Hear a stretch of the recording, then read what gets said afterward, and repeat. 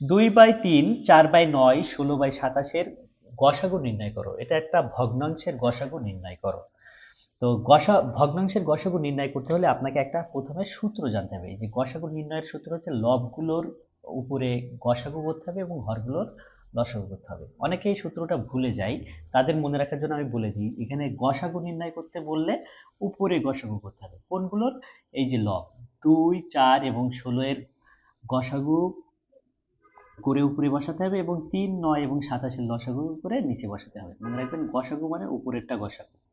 তাহলে আমরা ছোটবেলায় যে প্রক্রিয়ায় ভাগ প্রক্রিয়া করেছিলাম গসাগু 2, 4 এবং 16 এর গসাগু করব। তাহলে 2 দিয়ে প্রথমে 4 কে ভাগ করব, 2 দুগুণ 4। এখন এই যে ভাজক ছিল এই ভাজক দিয়ে আবার এই 16 কে ভাগ করতে হবে। 16 কে ভাগ করলে 8 দুগুণ 16। এখন এই গসাগু সবসময় ভাজকটাই গসাগু হয়, অর্থাৎ 2, 4 এবং 16 এর গসাগু হচ্ছে 2। এখন 3, 9 এবং 27 এর লসাগু করতে হবে, নিচে বসাতে হবে। তাহলে 3, 9 এবং 27 এর লসাগু করলে 87 হবে, কিন্তু তারপরেও আমি করে দেখাই। 3 তিরিকে 9, 3 নং 27, আবারও যাই।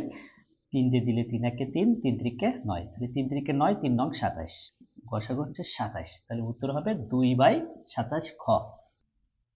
আগের অঙ্কটি যদি বুঝে থাকেন তাহলে 3/5, 4/7 এর গসাগু নির্ণয় করে কমেন্টে জানান। এটা একটা নিবন্ধনের প্রশ্ন। পেজটি ভালো লাগলে অবশ্যই লাইক, কমেন্ট, ফলো দিয়ে পাশে থাকবেন।